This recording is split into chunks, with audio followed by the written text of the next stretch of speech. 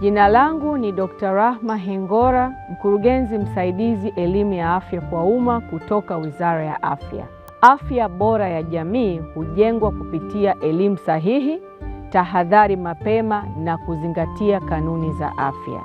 Kufuatia taarifa za mlipuko wa Ebola katika baadhi ya nchi jirani, ni muhimu kila mmoja wetu kuendelea kuimarisha hatua za kujikinga na magonjwa ya kuambukiza ili kuzuia ugonjwa huu usiingie Tanzania.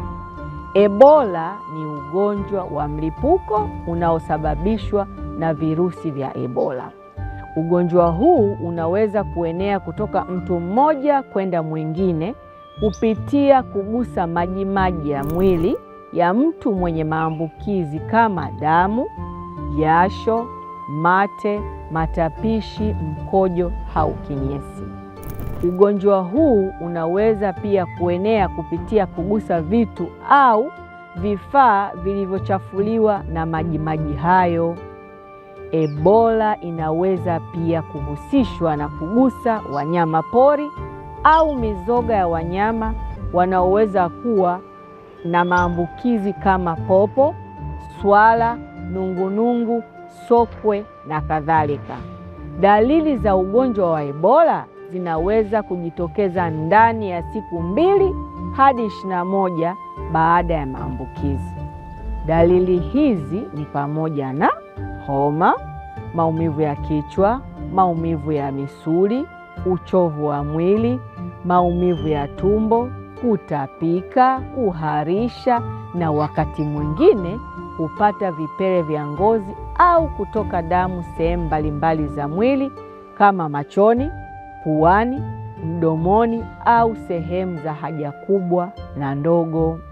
Matibabu hutolewa kulingana na dalili anazozionyesha mgonjwa, huku huduma za mapema zikisaidia kuongeza uwezekano wa kupona. Ili kujikinga dhidi ya Ebola, zingatia yafuatayo: nawa mikono mara kwa mara kwa maji tiririka na sabuni au tumia vitakasa mikono. Epuka kugusa majimaji ya mwili ya mtu mwenye dalili za ugonjwa wa kuambukiza. Epuka kugusa wanyama pori au mizoga ya wanyama wanaoweza kuwa na maambukizi.